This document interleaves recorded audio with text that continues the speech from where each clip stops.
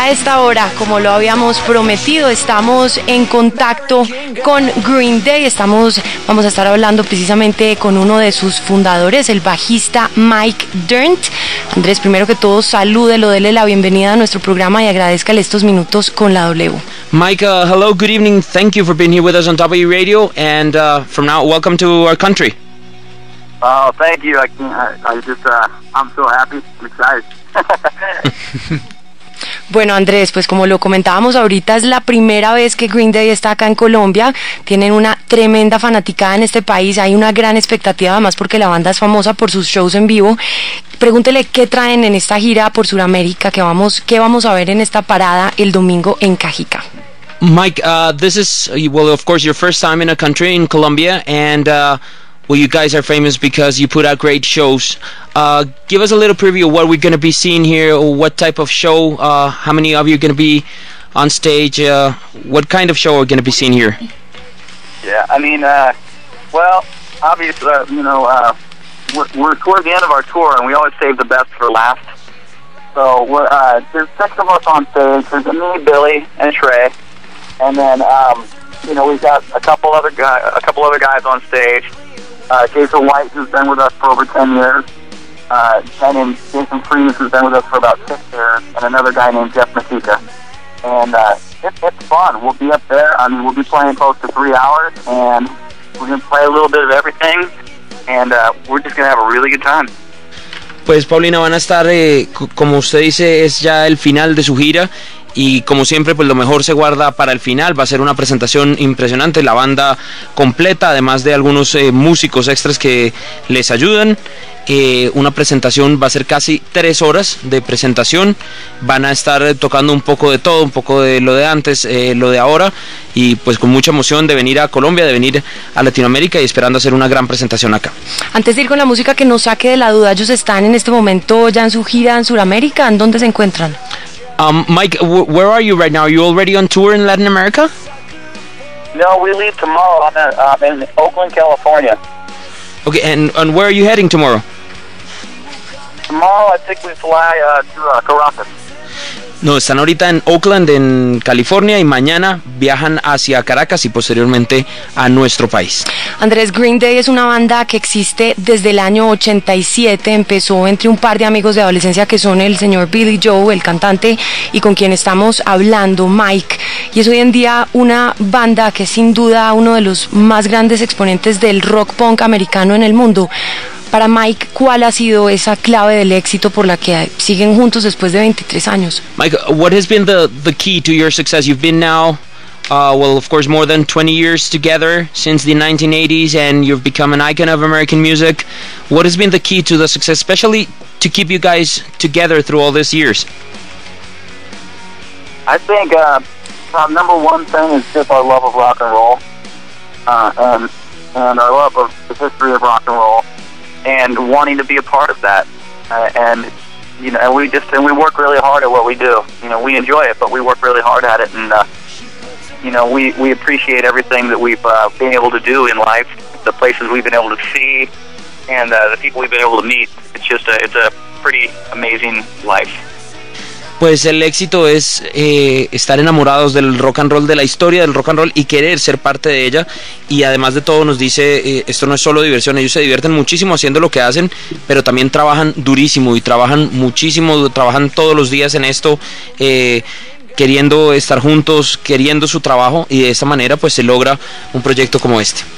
Entonces nos gustaría saber, pues la etapa de American Idiot, y que incluye The 21st Century Breakdown, pues es una muy nueva etapa que pues revela un nuevo Green Day, que él considera que cuál es la característica más importante pues de este Green Day que empezamos a ver desde 2004 con una crítica más social, y pues el que traen aquí a Colombia. 21st Century Breakdown definitely marked a new stage of you guys as a band. I mean, it's sort of a new sound, especially the lyrics have more of a social kind of a subject behind it. How would you describe your work today, your music today, and especially, well, the lyrics, the topics you work on? Well, I think that 21st Century Breakdown was kind of a natural progression for us after American Idiot. We felt as though we had to keep following you know, the writing direction that we just started with American Idiot, and I feel like we've made a lot of progress, and now we've opened up our possibilities to do anything we want to do at this point. And yeah, that record was a hard record to make, but it was the only possibility to follow up American Idiot. Pues él cree que este disco, el que usted hace referencia de 21st Century Breakdown, es una progresión natural después de American Idiot.